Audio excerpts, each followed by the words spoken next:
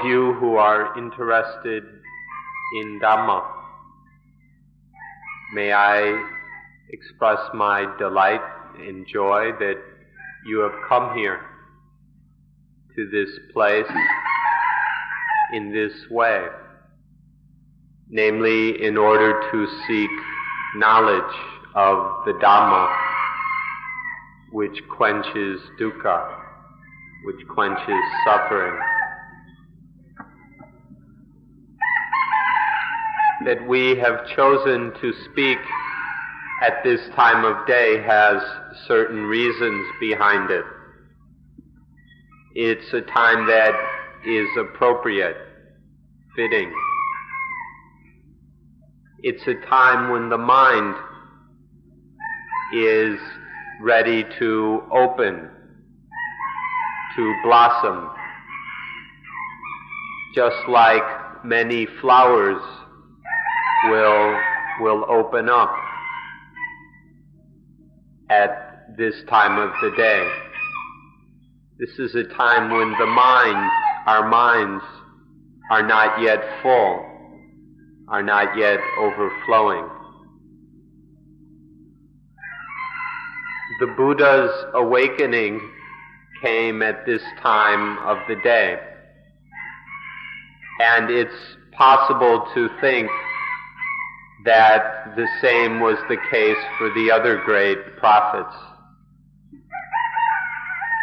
The thing we'd like to develop some understanding with you about is the matter of Dhamma.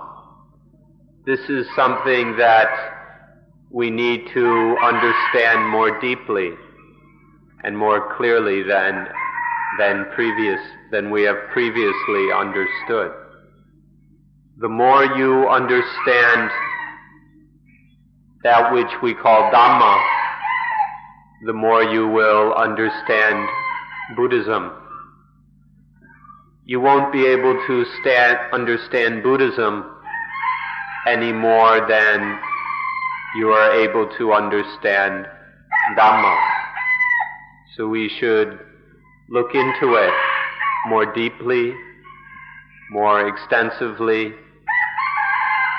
than you have in the past, in order to understand it more than you understand now.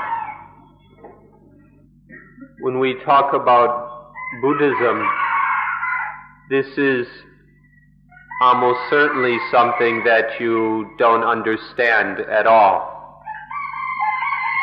You're probably, when you hear the word Buddhism, you probably start to think in terms of all the other isms, such as materialism, socialism, and include Buddhism in with these other isms. The problem with that is that none of these isms are naturally true. They're not the truths of nature. Rather, they are truths which human beings have made up and established for themselves out of their own thinking and opinions. Buddhism is totally different. Buddhism is about the truth as it is in nature, as it exists naturally, regardless of whether human beings take an interest in it or not. So when we talk about Buddhism, you should understand it to be the Dhamma, the way things are according to nature, as is understood or as is spoken of by Buddhas.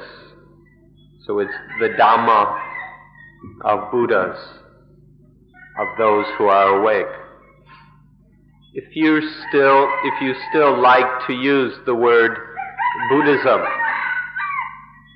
then please be careful to translate this suffix ism correctly. If you use the word Buddhism, the ism should mean the truth or law of nature, which Buddhists follow in order to quench, to end all dukkha, all spiritual suffering.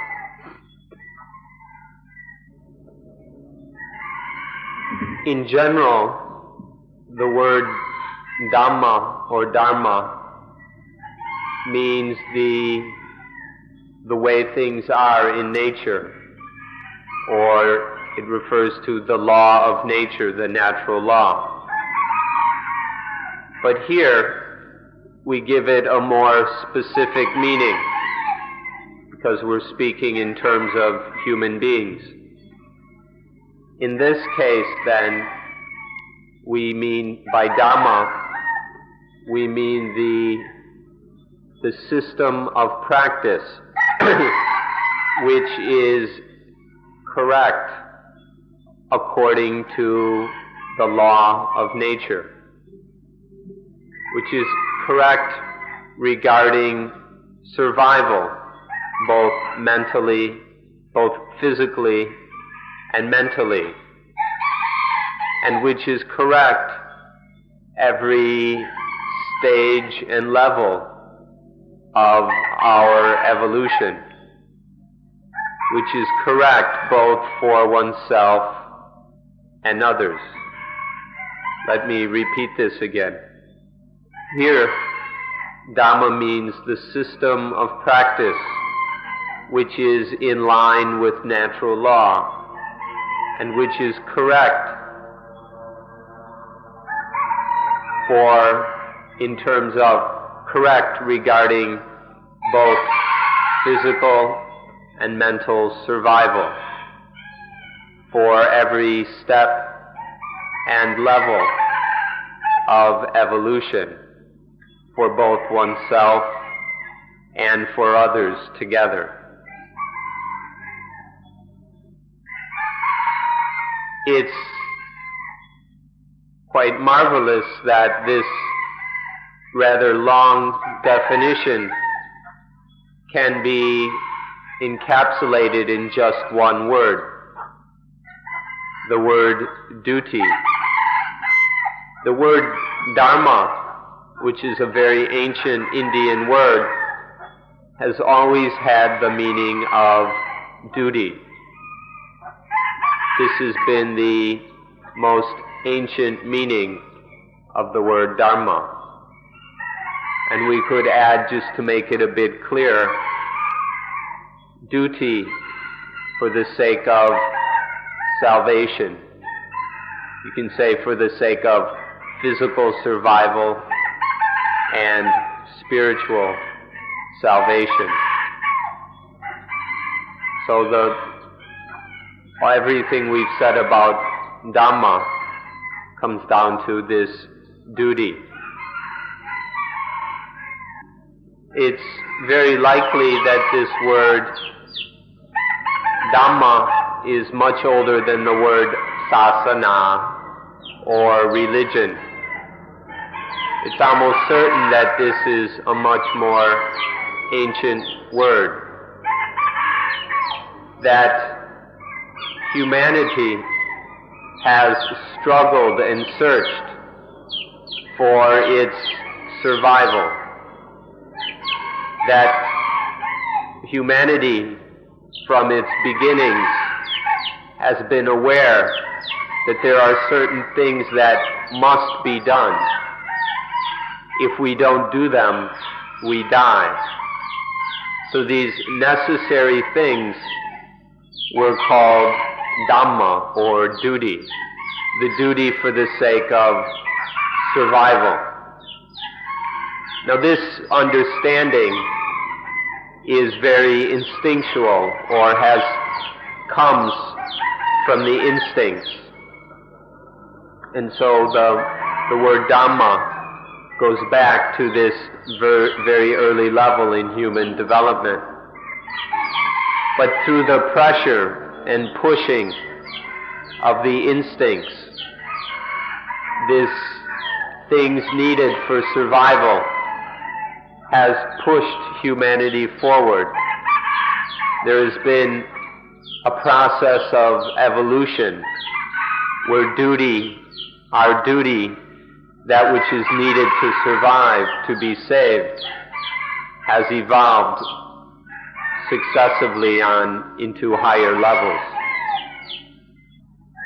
The struggle in search for survival is something we're able to do instinctually. This is an instinctual kind of knowledge. And so the ancient roots and meaning of the word dharma means this age-old struggle for survival. Later we became more and more conscious of this duty, this inherent duty in life.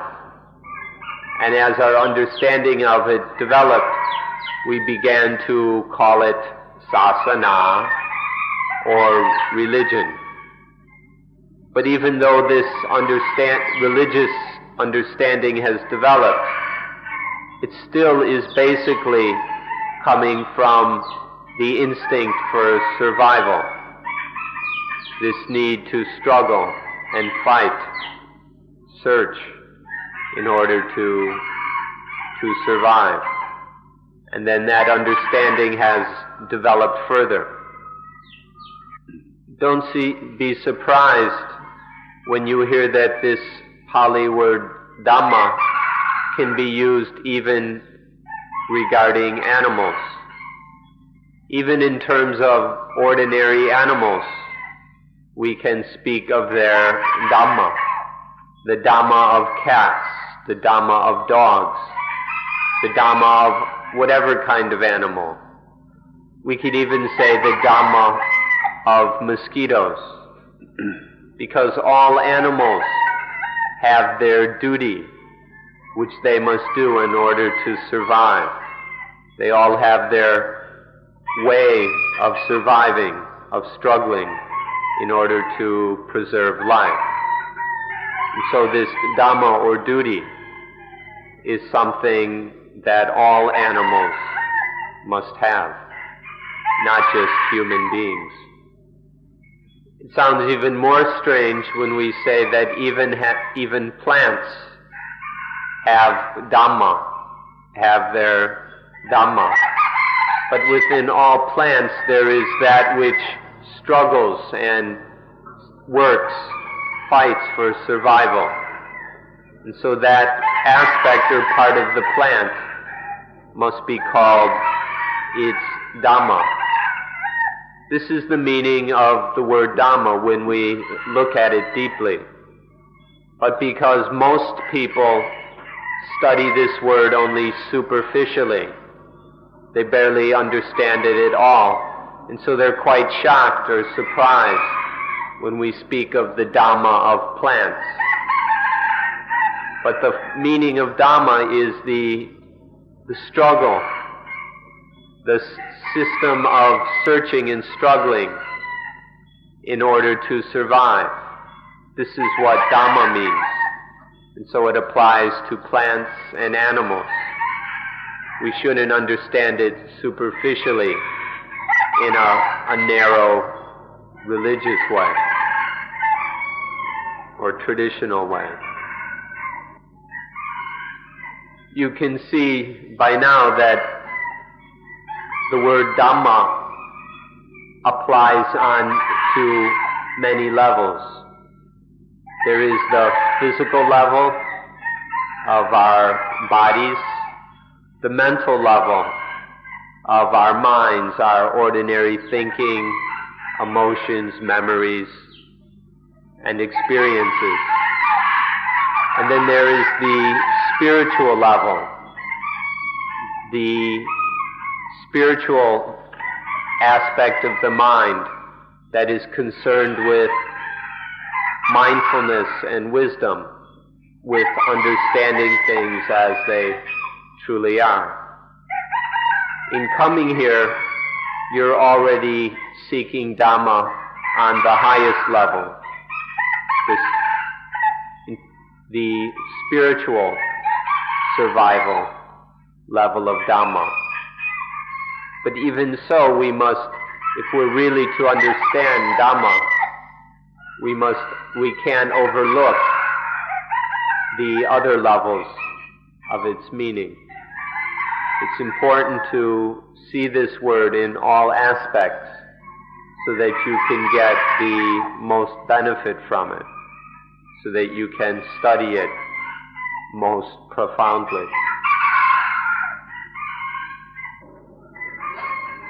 Don't be surprised when we speak of Dhamma having all these levels, especially when we say that Dhamma applies even on the lowest level. When we speak of plants, we must talk about the Dhamma, or duty of plants, this duty that they must do. If plants don't do it, then they'll all die. And then on the level of animals, while animals have their Dhamma, their duty, without this, the animals will die. There's no other way. And then human beings, more complex, but nonetheless, human beings have their Dhamma and duty, that which must be done in order to survive.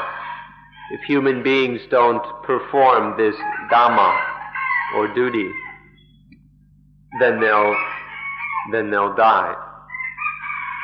Now when we speak of human beings, we must look at this deeply, because if we talk about survival or the duty in order to survive, we shouldn't just look at it on the physical level. There's also a mental or spiritual level. Human beings are not just bodies. We of course need to survive physically, but we should also survive spiritually. To die physically is not a very profound matter. It's very ordinary and common. But to die spiritually is very profound. Although our bodies may be alive, we may be spiritually dead. This means that there's no freshness, no real life in the mind. There's no peace. There's no genuine happiness. This is what we mean by spiritual death. For human beings, it's not enough to survive physically. Our Dhamma, our duty, means very much to survive spiritually, to be fresh, alive, at peace, and truly happy through wisdom, through awareness and understanding.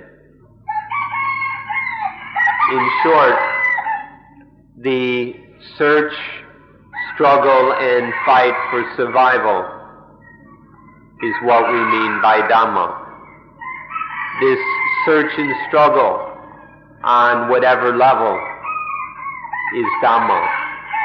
All these different levels are equally necessary, and altogether they're called Dhamma, or duty.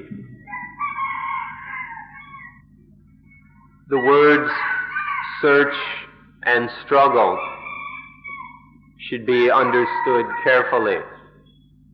They have various levels or stages of meaning.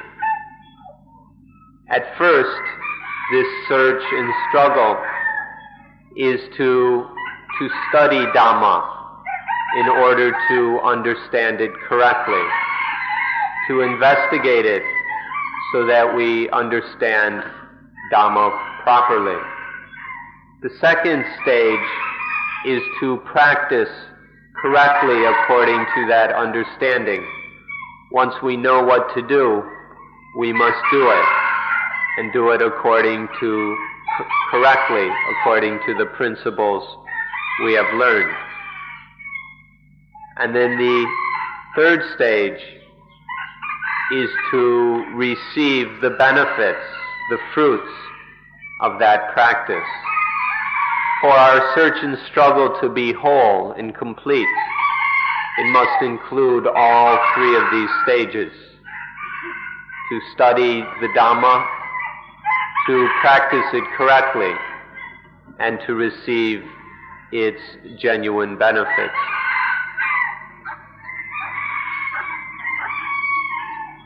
You have all come here. This is a fact, that you have all come here in order to study Dhamma, practice Dhamma, and receive the benefits of Dhamma. However, it's impossible that you will be able to do so completely in 10 days. 10 days are just not enough for you to understand everything you need to know, and then to put it all into practice in order to get everything that you ought to get from this practice. 10 days will not be enough. Nonetheless, you can study the basics so that you have a good enough understanding to continue studying. And you can begin to practice what you're learning here. And so you'll begin to receive some of the benefits of this practice. But in 10 days, you won't be finished. It's necessary to continue the study, the practice, and the receiving of the benefits of practice. You should commit yourself, set your mind firmly on studying as best as you can, so that in these 10 days you develop as deep and comprehensive an understanding as you are able.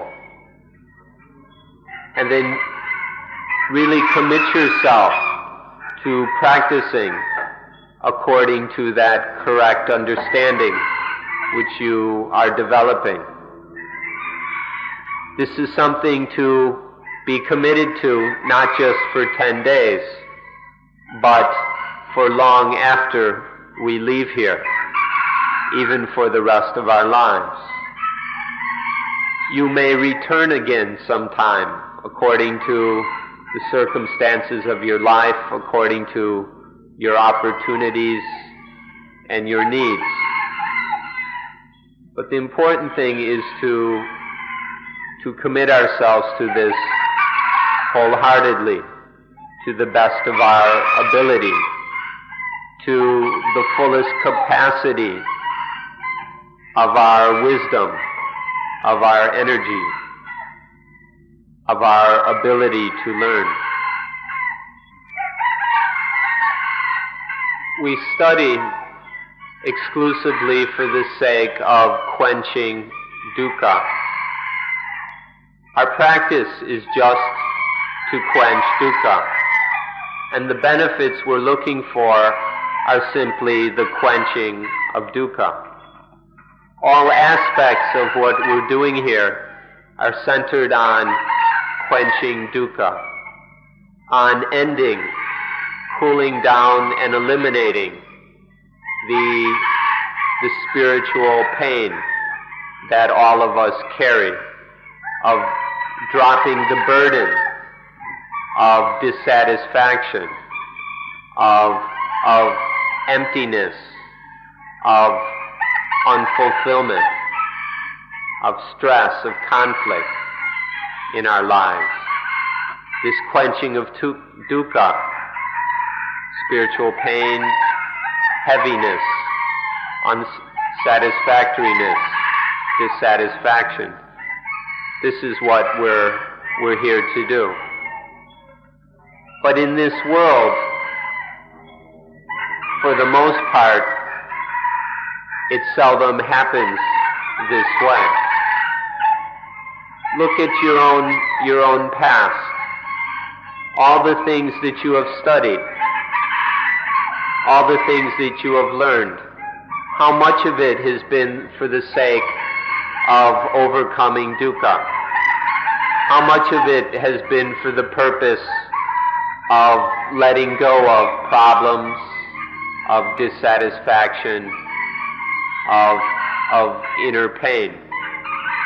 For the most part, what we've learned and studied throughout our lives has increased our suffering, our dukkha. It's made more problems, complications, and conflict in our lives. And what about our practice? Have we really been practicing in order to quench dukkha? Or have we been practicing, have we been living our lives primarily to find pleasure, to get pleasures of the senses or intellectual pleasures or whatever? Have we ever really practiced merely in order to overcome our dukkha, our inner problems and conflicts? And then what has been the results of our lives, of our way of living and practicing? Have we actually been freed? Have we actually quenched dukkha? Or do we find that the problems continue? The stress, tension, conflict, and dissatisfaction in life goes on and on. Dhamma, the study, the practice, and the benefits of Dhamma are all centered on quenching dukkha, on living a life that's totally free of dukkha. So we should bring this emphasis to bear on what we're doing. Otherwise, we'll just go along with the ways of the world, along with our old habits, studying all kinds of things which really don't do us much good, practicing all kinds of stuff merely for the sake of pleasure, fun, and enjoyment, and then getting out of life not the highest benefit, but more and more dukkha, more and more pain, despair, and dissatisfaction. Our education in the modern world is huge, almost monstrous. There are so many things we learn, there's so much information. It's almost infinite. It's incredible all the things we cram into our minds about technology, about outer space, about places we've never been and will never have the opportunity to go, about computers and all kinds of fancy gadgets. Our education is full of all these things.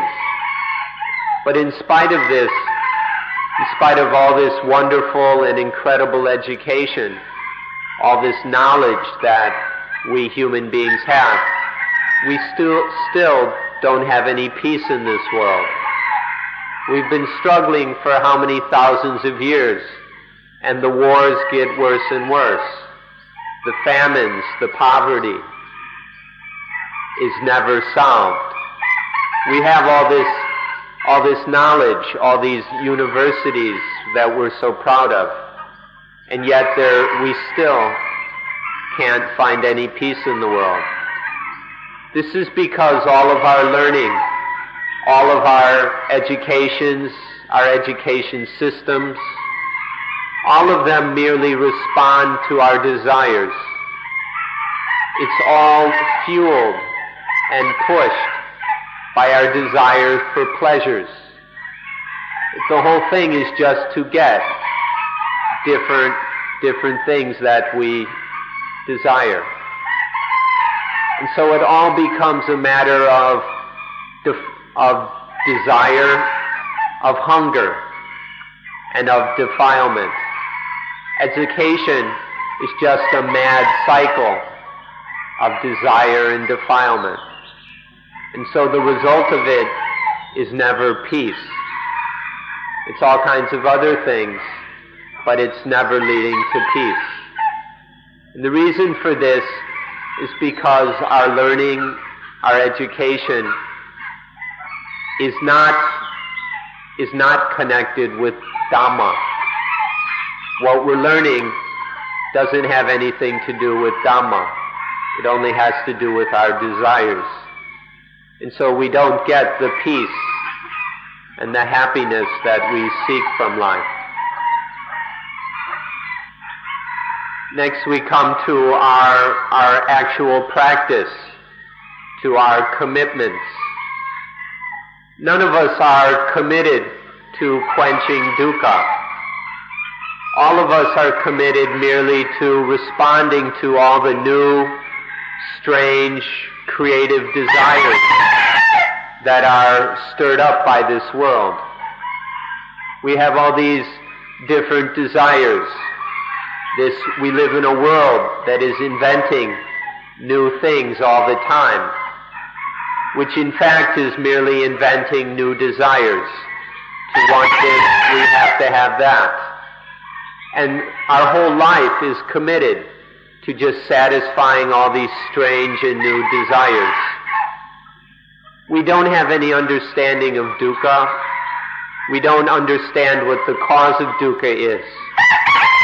Instead, we just chase after all these new things which our so-called development and progress keeps coming up with. All this creativity that we're so proud of just gives us more new and strange things to pursue. And so we never quench dukkha. We don't understand what we're doing. Our life is merely committed to the pursuit of new and strange things. In our modern world, we have a great deal of international organizations. We have many organizations which have been created supposedly for the sake of peace. But they don't ever succeed in bringing about peace. None of these organizations have much to do with Dhamma. They're not connected with Dhamma, based in Dhamma. An understanding of Dhamma isn't included in their charters or in their way of operating. For the most part, these international organizations just have to do with all this business of new things to seek and desire. These international organizations are usually a place to argue and fight over how we're going to cut up the pie. They're places for competition and even oppression. The big countries taking advantage of the little ones trying to group together in order to fight against other groups of little countries, occasionally even to stand up to the big ones. It's an arena for competition, not an arena for Dhamma. And so none of these organizations think about what dukkha is, and they don't understand the cause of dukkha. And so the result of these organizations is never peace. What we would suggest is that instead of the United Nations as it now exists, we create something better. We might call it the United Religions, an organization dedicated specifically to peace, and that goes about this in a way that is connected with Dhamma. To work for peace not through competition and material struggle, but to work through peace through Dhamma, understanding what dukkha is and what causes it. To do so would give us some hope. But if we just continue in the way we've been going, then all of our problems will continue. We'll never really solve any of them. Now, if we're going to study Dhamma, we must study nature. Because nature is Dhamma. Dhamma is nature, as we said earlier. Therefore, to understand Dhamma fully, completely, we must understand nature fully. This means understanding nature or Dhamma in all of its aspects. There are four primary aspects of nature. All of them should be understood. The first is nature itself, this whole universe that makes up what we call nature. Then there is the law of all this nature, the natural law. Then there is the duty. According to natural law, there is the duty that must be done. And then there are the fruits of doing that duty. When the duty is done correctly according to natural law, then a certain fruit appears.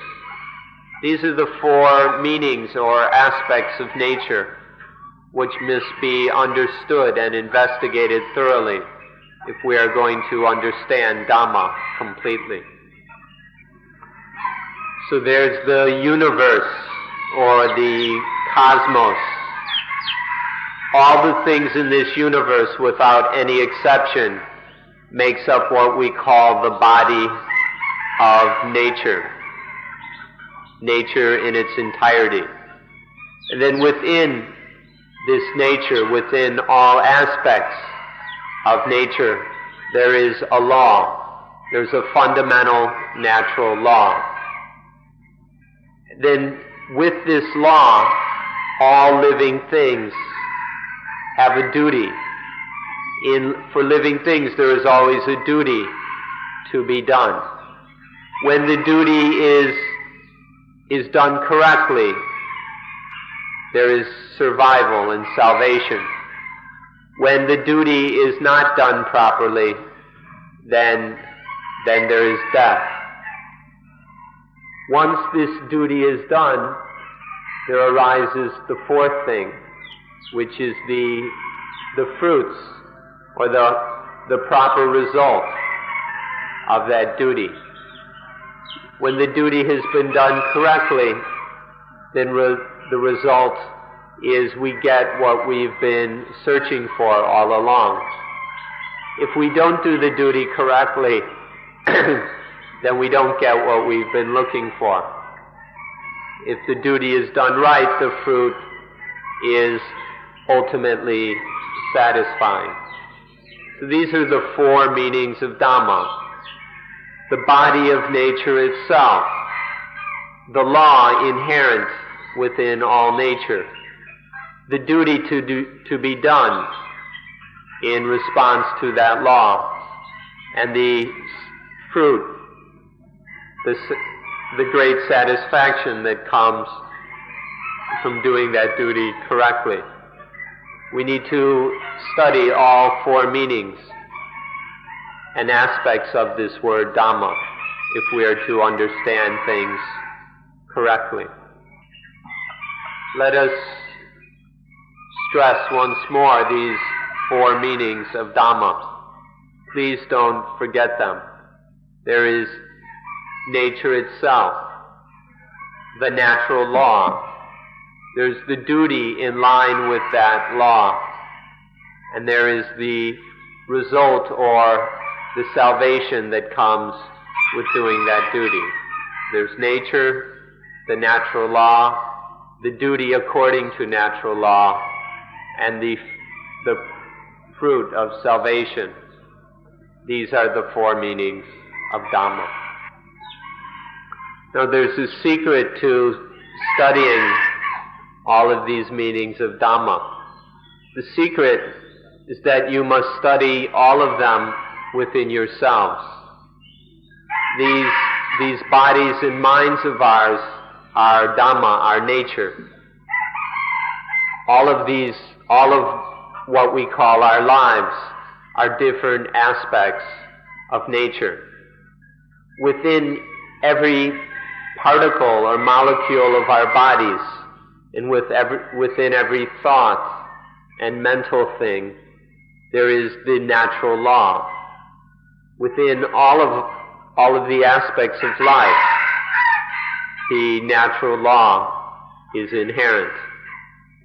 And then all aspects of life, our arms, our legs, our livers, kidneys, everything has its duty. All the things have their duty that needs to be done in order to survive. And then there are the results of that duty.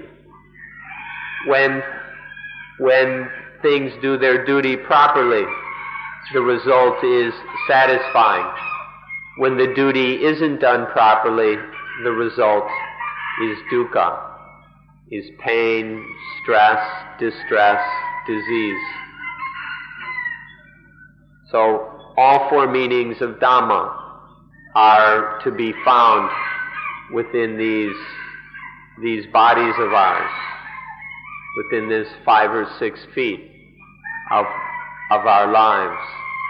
We can find nature, the natural law, the duty according to natural law, and the results of that duty. Now you can probably see that of these four meanings, the one that's most important to us is the third, because this is the one that we must do. The one that we have to practice is the third meaning, that is Dhamma. For our lives, there is always the duty that needs to be done. Physically, our bodies have their duties. Mentally, there are our duties.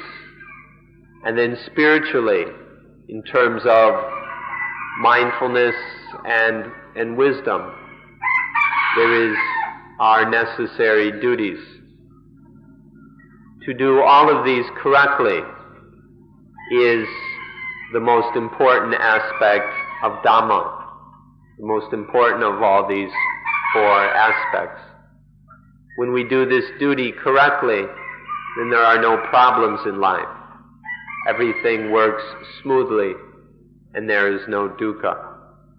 So of these four meanings, the one to be most careful about, the one that we all must do, is the third meaning.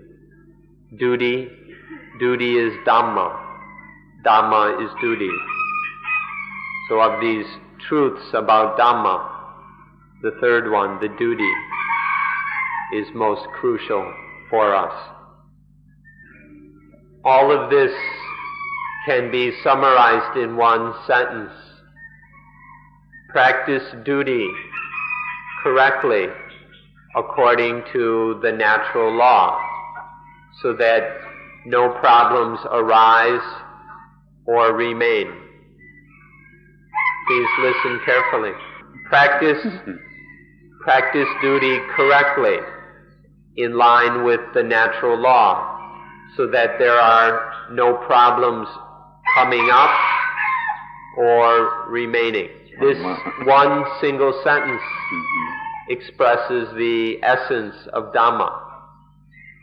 to practice duty correctly according to the law of nature, so that no problems arise or remain.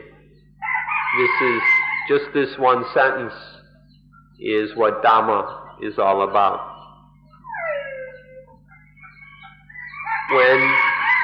When this duty is not carried out properly, when we don't practice our duty as the law of nature specifies, then the result will be problems.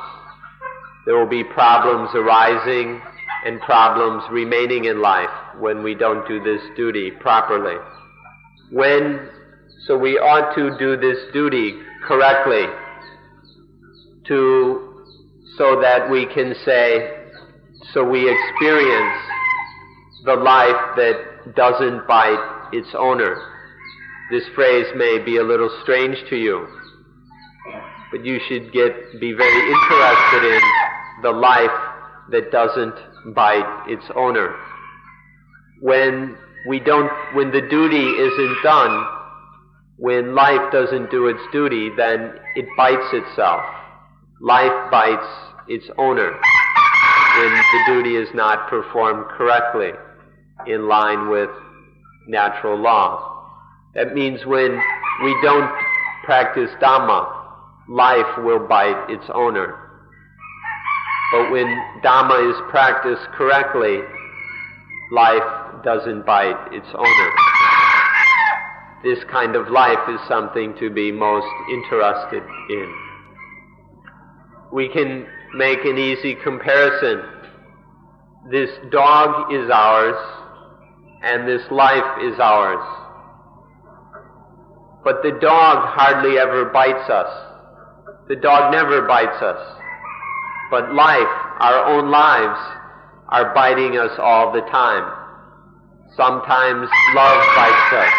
Sometimes hate bites us. Sometimes anger bites us. Sometimes fear bites us. Sometimes worry bites us. Over and over again we're getting bit by life because there isn't any Dhamma. When there isn't Dhamma, life doesn't do its duty. And so our own lives bite us. These lives of ours are worse than the dogs. The dogs never bite us because there isn't. These lives are even worse because there isn't Dhamma. We'll mention these one by one for the sake of our investigation. Sometimes love bites us, and then anger bites us, then hatred bites us, and fear bites us, then excitement bites us, then worry about the future bites us, then longing after the past bites us, then jealousy and envy bites us, then possessiveness bites us, sexual jealousy or possessiveness bites us. There's a whole lot more. This is just a beginning of the things that bite us. But even just these few are more than we can endure.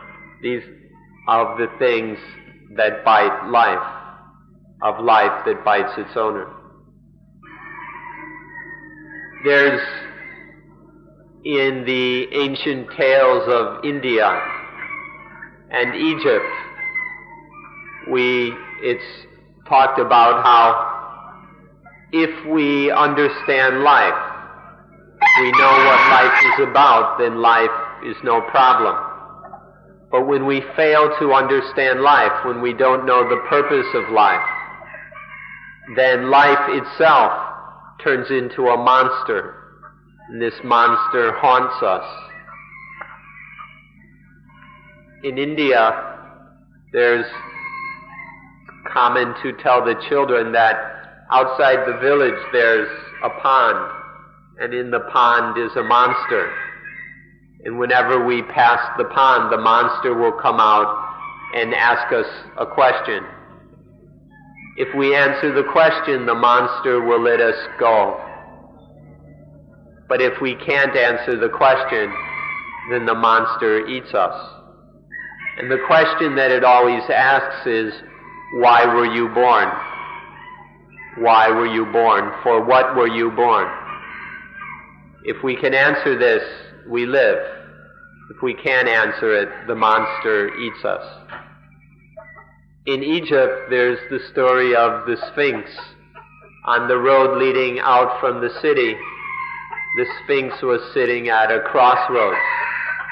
And then every traveler that came by would be asked by the Sphinx, where are you coming from? Where are you going? And how will you get there? Which is pretty much the same as the question of, why were you born? What's the purpose of your life? Why were you born? If the traveler can answer the question, then the Sphinx kills itself. But when the traveler can't answer the question, why were you born? The Sphinx will eat the traveler. If we can answer this question, then everything goes fine. But if we can't answer it, then the Sphinx devours us. In one case, the Sphinx kills itself. In one case, life conquers the Sphinx. In the other, it's like committing suicide. The ancients, whether in India, Egypt, or elsewhere, thought a great deal about the problems of life. And they expressed this in these tales and myths. For them, the question of why we were born was very important. Something that's worth observing is that the Sphinx has a face and head like a human being. And then one must wonder, how did the human being become a monster? The body of the Sphinx is that of a lion, something very powerful, fierce, and dangerous. And then the Sphinx has wings, which means we can never escape from it. The Sphinx can fly wherever we might run.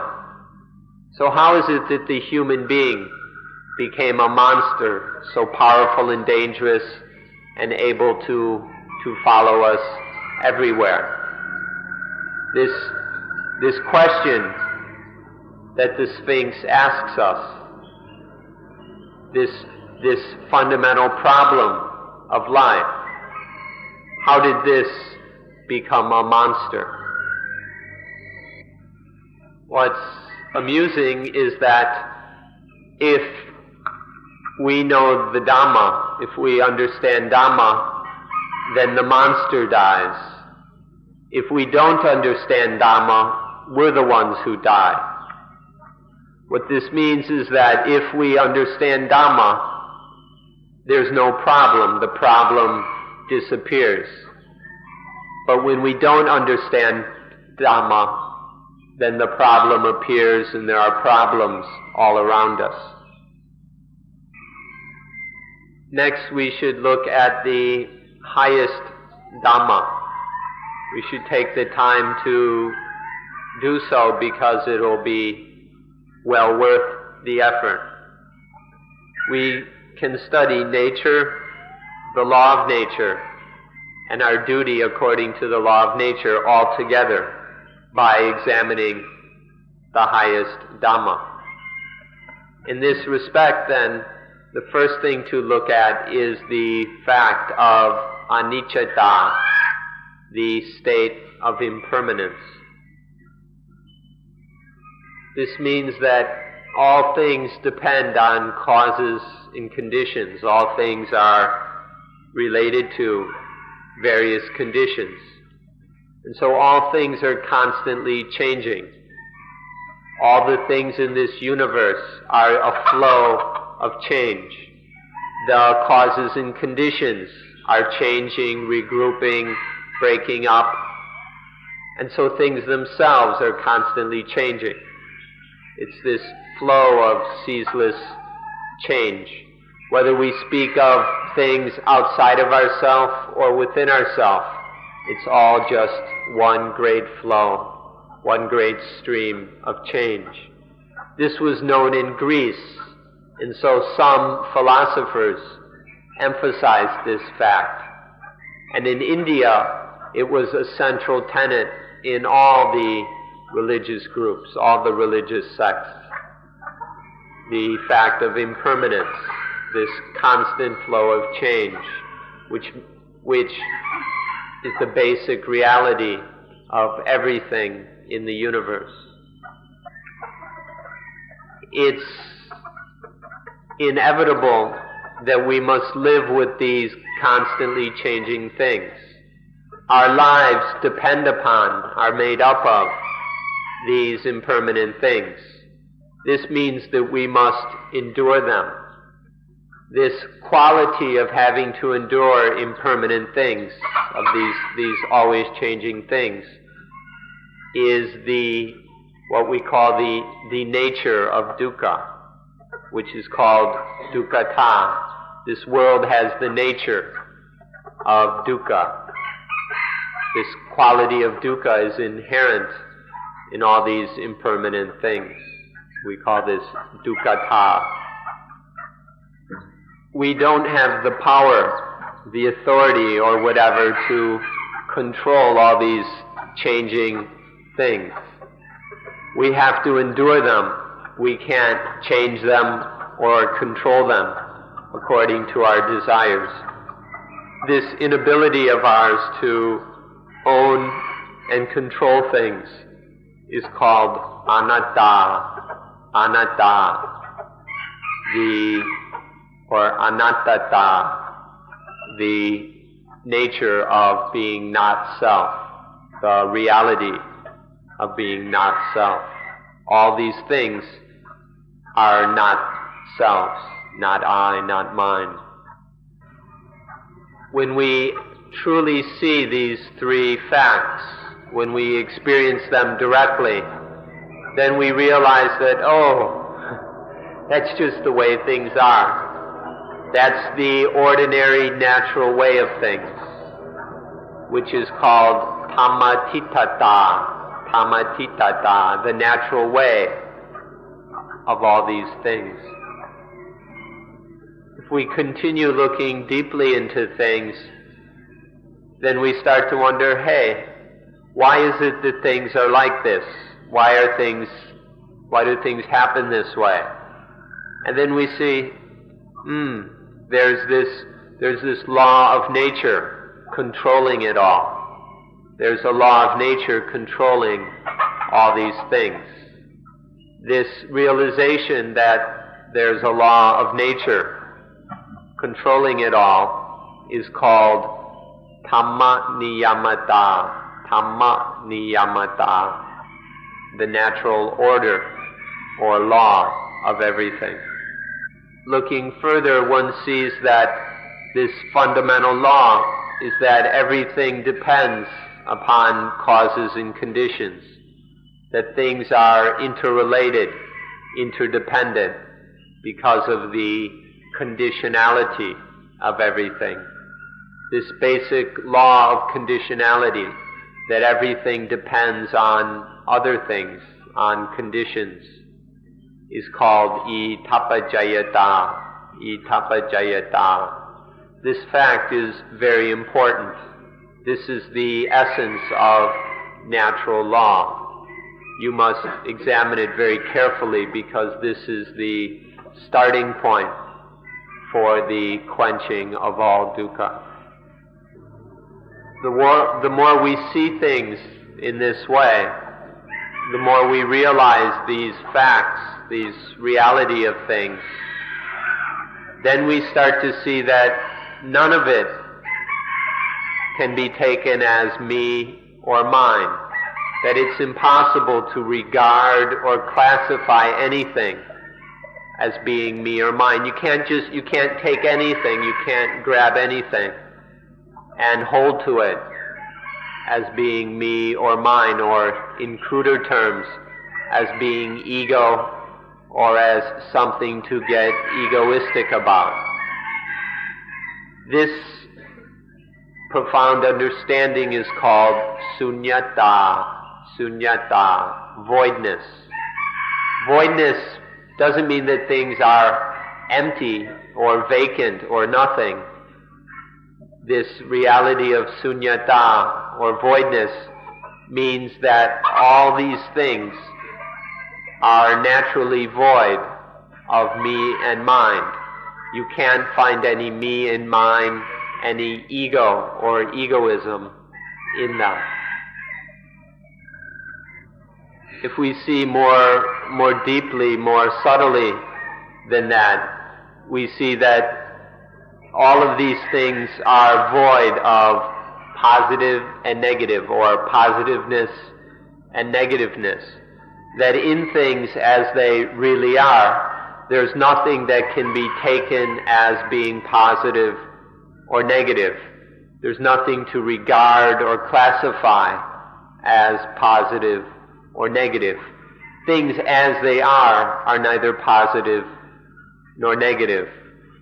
Seeing this, then there's nothing to get angry about. There's nothing to fall in love with. There's nothing to be afraid of. There's nothing to get confused about, because things are void of positive and negative. This is the final benefit of realizing sunyata, that things are void of positive and negative. Sunyata doesn't mean nothingness or nihilism. It doesn't mean that there is nothing, that nothing exists. Things exist, things are, but they are void of anything that can be taken and held on to as me or as mine, as ego, as self, as egoism, or the things belonging to self. Sunyata is this voidness of me and mine.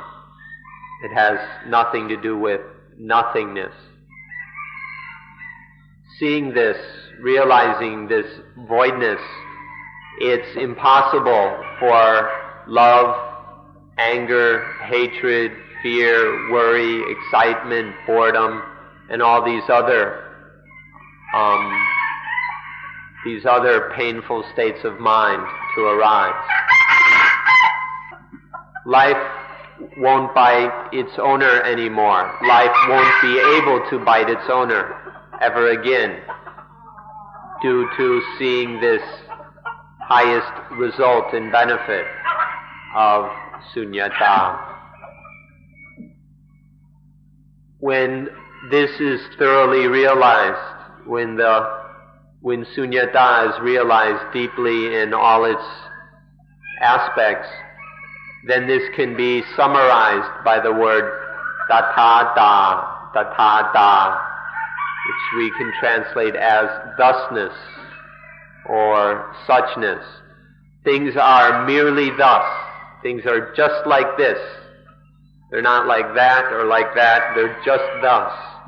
This suchness of things is called tathata, where the mind isn't getting caught in this or in that, where the mind isn't shaking or moving because of these things. When we say tathata or thusness, it may sound like we're joking, that we're just kidding or speaking irresponsibly. But this word has the most profound meaning. Its meaning is most important. If you think we're just joking or kidding, then you won't pay any attention to tathata, and then you won't get any benefit from it.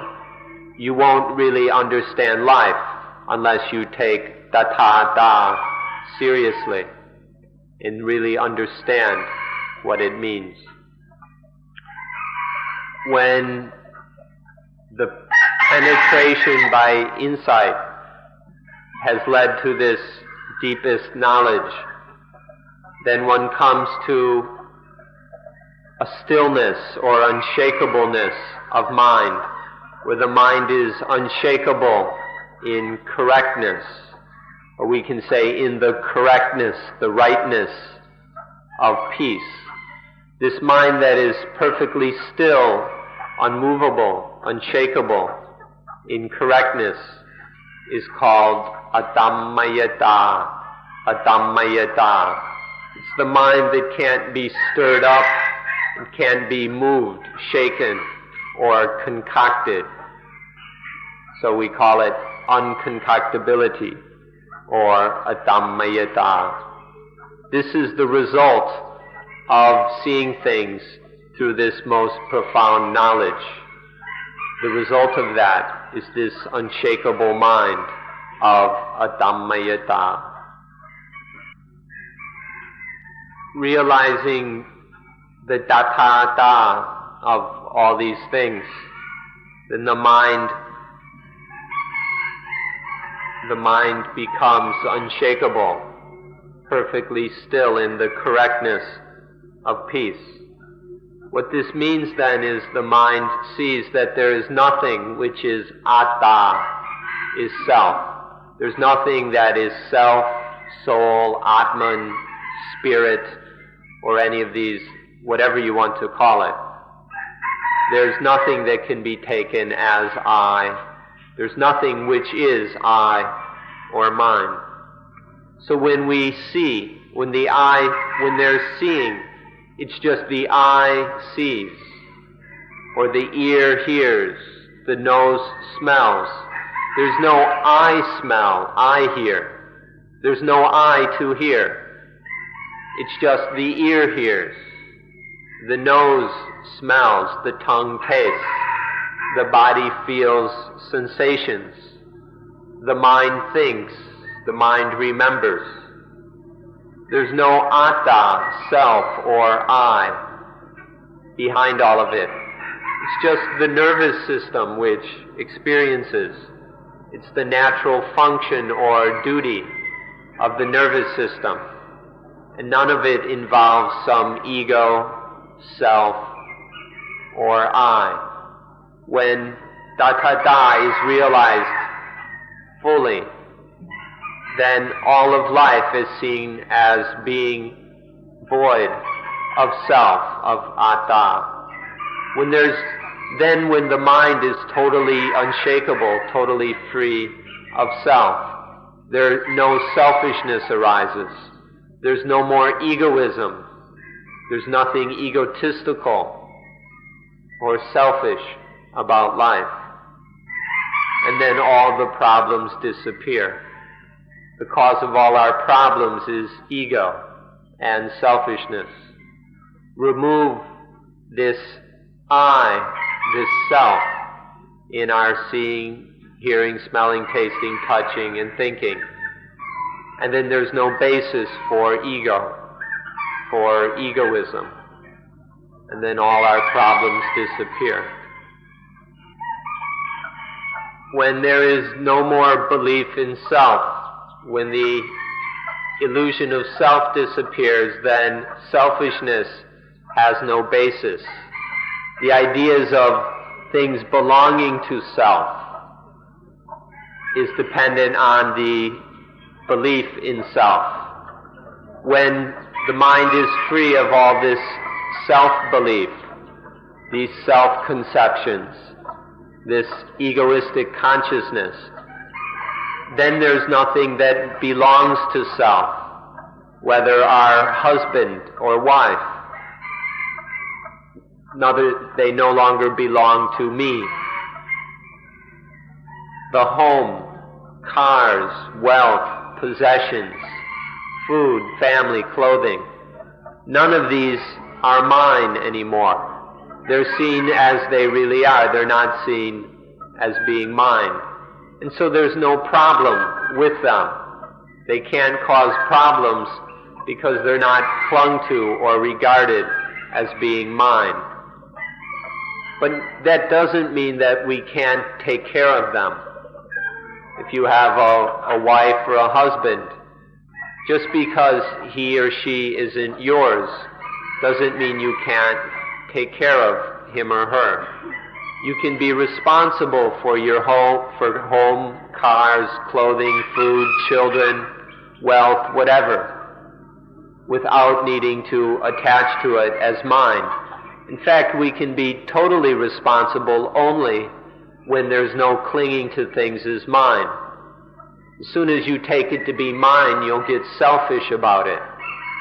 When it's my husband, my wife, one gets selfish and possessive about one's husband and wife, and then it's no longer possible to really care, be responsible, or even love. So when we see that there is not really any self, the mind can get free of all the selfishness, which is the basis of suffering. When we remove all these problems, then life no longer bites its owner. When there's no me and mine, life isn't able to bite its owner. If you're interested in art, if you value art, you should take notice that this is the highest art. This is the most artistic activity there is. To be able to use anything, to deal with everything in such a way that there's no dukkha, so that whether it's a matter of status, fame, beauty, wealth, influence, love, friendship, all these things, we can benefit from them, we can make use of them without turning any of them into problems, without letting any of them bite their owners. Last of all, let's look once again at the meaning of the word Dhamma. Literally, Dhamma comes from the word to maintain. Dhamma means that which can maintain itself, that which can sustain itself. Anything, whether living or non-living, organic or inorganic, is everything that can sustain itself in one way or another is called Dhamma. Second meaning is that not only can it maintain and maintain itself, it can maintain and protect the one who has Dhamma. The one who has Dhamma is sustained, maintained, protected by Dhamma.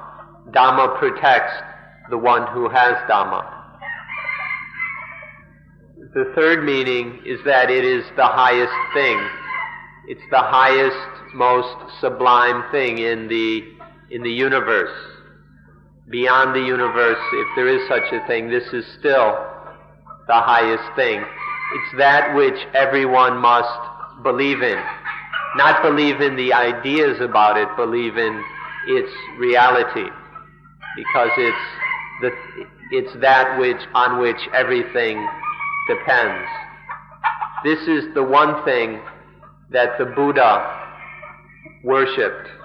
Of all the things, the Buddha only worshipped Dhamma, the highest thing. The last item, and the most strange of all, is the fact that Dhamma cannot be translated. You can't translate the word Dhamma. Please don't even try. If you go and try to translate it into other languages, you'll just get the meaning wrong. You'll cut it up into little pieces and confuse things. The word Dhamma cannot be translated.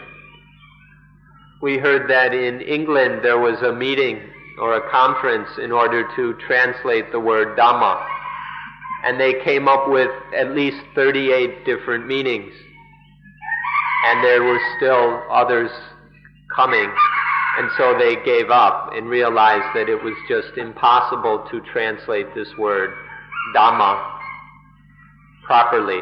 We can look at it in different ways. We can talk about its different aspects, but in the end we can never translate the word Dhamma. So all of this are the things about Dhamma which you need to know more than you knew before. Excuse us for saying so, but you really haven't known very much about Dhamma. you know far too little about Dhamma, so we've taken the opportunity today to discuss the things about Dhamma which you need to know more than you ever knew before. Thank you all for being very patient listeners, and you listened very attentively. We hope that the time has been worth the effort. Thank you very much.